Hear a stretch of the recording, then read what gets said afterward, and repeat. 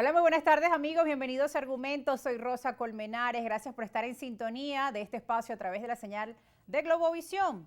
Un programa donde nos dedicamos a revisar los acontecimientos que son noticias, siempre desde diferentes aristas. Para nosotros es muy importante el análisis y por ello arrancamos de inmediato con nuestra invitada de esta tarde, Indira Urbaneja, analista político, CEO de Reunificados, ya ustedes la conocen, viene muchísimo a Kiko, pero bueno, también se está abriendo a venir ahora, a volver, a regresar conmigo.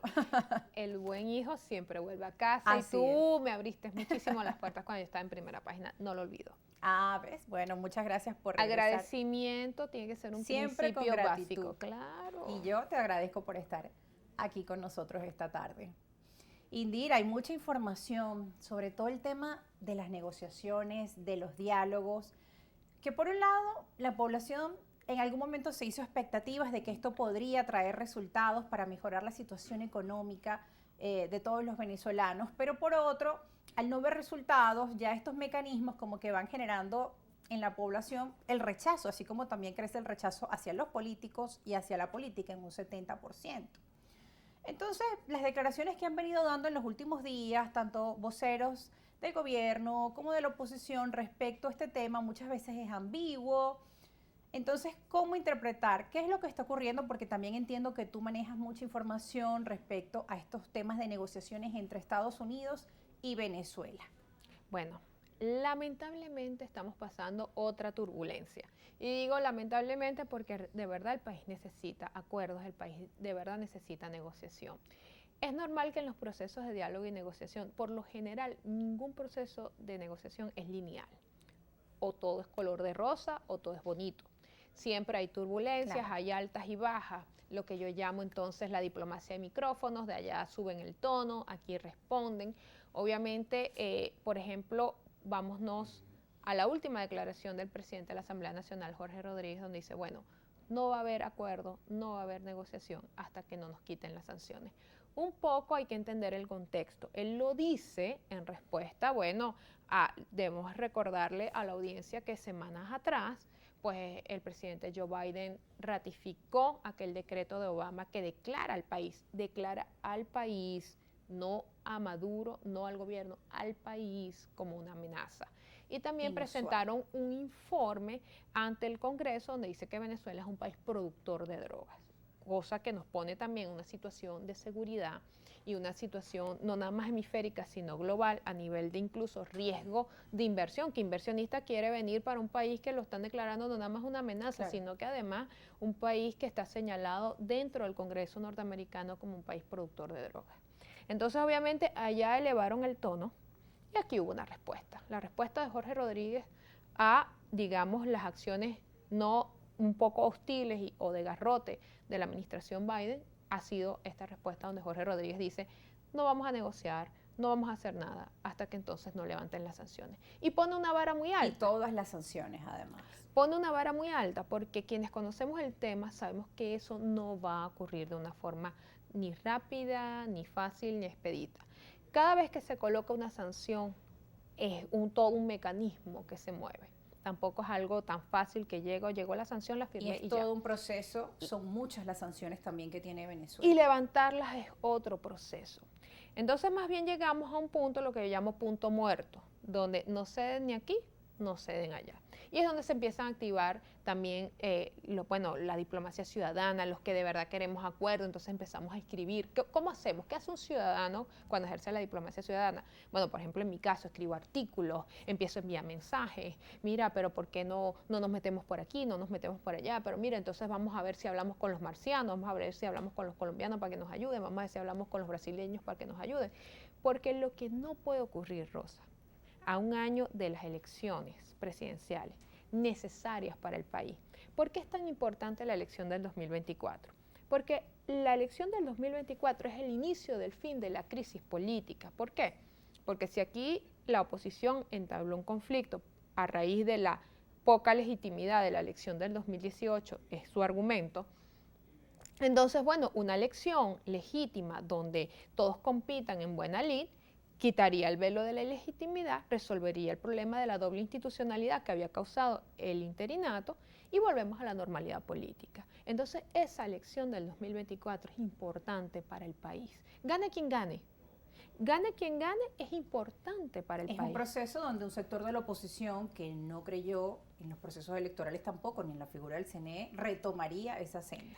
Al menos hasta ahora es lo que está planteado. Bueno, esa elección también es importante porque marca incluso el que un sector de la oposición retome lo que es la verdadera praxis de la política, que es construir partidos, que es construir narrativas, que es salir a buscar base electoral y participar en las elecciones. Es decir, esa oposición que se alejó de la democracia, que se metió en el camino de la abstención, que además fue una oposición que salió a buscar amigos y ayudas afuera, que lo que hicieron fue empeorar la situación actual de nuestro país, esa oposición ahora vuelve, entre comillas, al camino democrático, porque además yo lo he denunciado y lo vuelvo a denunciar en este momento, que dentro de ese sector de oposición que hoy compite en el proceso de primaria, hay un sector que hace creer que va a la primaria, que hace creer que quiere ir a la elección, pero en verdad su fin último es buscar que en las elecciones de noviembre del 2024 en los Estados Unidos, que también tienen elecciones presidenciales, coinciden con la nuestra, vuelva al poder un presidente o presidenta republicano que les vuelva otra vez a otorgar el poder que tuvieron cuando el 2019 con Donald Trump. Eso nos lo has comentado en otras ediciones sobre esas advertencias que planteas a propósito de esos grupos que están dentro de la plataforma unitaria y que van a participar en el proceso de primaria.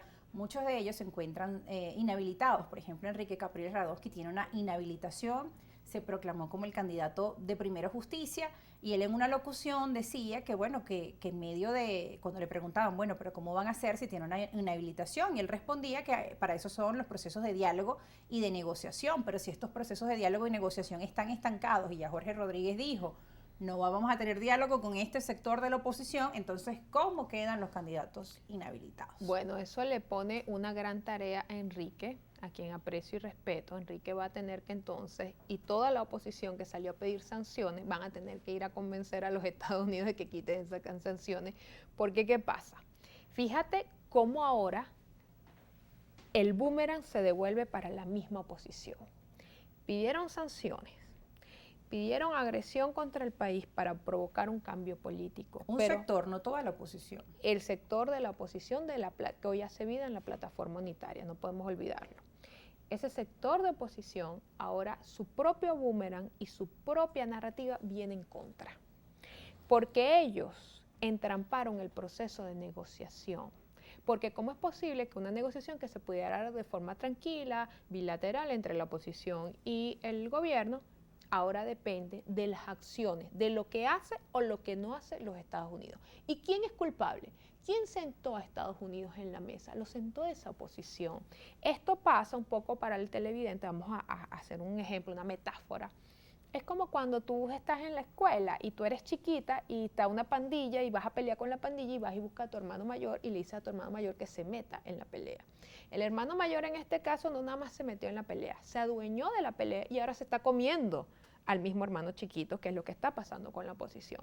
Entonces llegamos a un punto muerto, un punto cero, donde si no hay un acuerdo entre Estados Unidos y el gobierno de Venezuela, no de la oposición, sino entre estos dos gobiernos, la oposición entonces queda en desventaja. Ahora la misma oposición que llamó a Estados Unidos al conflicto, que pidió que Estados Unidos se metiera en el medio, ahora sufre las consecuencias de haber ido a pedir ayuda a los Estados Unidos. Nos decía ayer el especialista en negociación y conflictos, Igor Cuoto, en una entrevista con Soriemni para Argumentos, que justamente la oposición se encuentra como en una especie de espacio entrampado, donde no tienen una salida, donde tampoco tienen que aportar en medio de esa mesa de negociación y diálogo, porque ellos no son quienes pueden quitar las sanciones, es Estados Unidos. Totalmente. Y ya Estados Unidos se ha sentado directamente con el gobierno de Venezuela, y también la semana pasada el analista político Tomás Osía decía que tenía información de que una nueva delegación de Estados Unidos vendría a Venezuela, lo cual estaríamos, bueno, por confirmar si esto es así, y no sé si tú tienes también información sobre ello. No, la información que yo manejo es que en este momento todo el mundo entra como una especie de congelador. Y entonces lo que ocurre es primero esos intercambios, aquí, allá, aquí, allá, aquí, allá. hay que evaluar por qué el track one, que es la diplomacia de primer piso, no está funcionando, porque ya hay un canal abierto con el gobierno. Entonces, ahora lo que tenemos que entrar es a analizar por qué ese canal hasta hoy no ha logrado una negociación efectiva para ambas partes. Cuando tú hablas con funcionarios del gobierno norteamericano, como mi caso, que he conversado con ellos, me dicen, es que el gobierno de Venezuela ha prometido y no cumple. Pero cuando te volteas y hablas con funcionarios del gobierno venezolano, te dicen, es que allá en Estados Unidos no cumple. Entonces estamos entrampados en el juego de qué fue primero, el huevo o la gallina. En ese espacio nos encontramos hoy. Y es importante de que todos hagamos nuestros mejores esfuerzos, porque cuando una negociación se da, no estamos favoreciendo ni a Nicolás Maduro, ni al PSV, ni al chavismo, estamos favoreciendo al país. Mira, el país no puede continuar sancionado. Y el fondo del pacto social que se habló, ese dinero que se espera para los hospitales, para las escuelas, bueno, para... ¿Tú quieres que te diga la verdad o te digo una mentira? Yo voy a decir la verdad. La verdad es que un grupo, unos señores están apostando a que ese dinero realmente llegue después que exista un candidato de la primaria. Porque hay un sector de oposición que considera que ese dinero lo va a capitalizar políticamente el gobierno. Y su mezquindad y su miseria humana llega al punto de que no importa que sacrifiquemos más al pueblo venezolano porque yo lo que quiero es el rédito político. Y esto no nos tiene ni incluso que asombrar, porque el plan de asfixia, el plan Guaidó y todo lo que hubo alrededor fue un plan realmente para asfixiar ¿a quién? A Nicolás Maduro, a Diosdado Cabello, a Tarek El Aissami. No, ese plan, ¿a quién le quitaron el DirecTV? ¿Quiénes no pueden tomar un vuelo directo a Estados Unidos? ¿Quiénes no pueden pagar incluso servicios o cosas directas si no tienen una VPN? Porque nada más cuando se detecta una dirección IP. No, y ojalá fuera solo eso, las afectaciones básicas en cuanto al tema de alimentación, lo más básico. Totalmente. Salud, nosotros pagamos. colas para poner gasolina. Este país cada día es más costoso. Porque sí, tú discutes y te dicen, pero es que ¿cuál bloqueo? Si aquí puede venir un puerta a puerta y tú pides las cosas a Miami y te la traen. Si eso es verdad, ¿y a qué precio? Usted paga en cualquier bodegón aquí 3 veces lo que vale un cereal en los Estados Unidos. Usted paga aquí 3 veces el valor de una pastilla de lo que le puede costar en los Estados Unidos. ¿Y eso por qué? Todo eso tiene que ver con el riesgo país, con el tema sanciones y con toda la especulación que se crece cuando un país está en la situación en la que está el nuestro. Entonces, cuando hablamos de sanciones, cuando hablamos de afectaciones directas al país y nosotros pedimos las sanciones, tienen que ser levantadas. ¿Yo le estoy haciendo lobby a Nicolás Maduro? No, yo estoy hablando del país, porque yo ni siquiera estoy hablando de sanciones personales.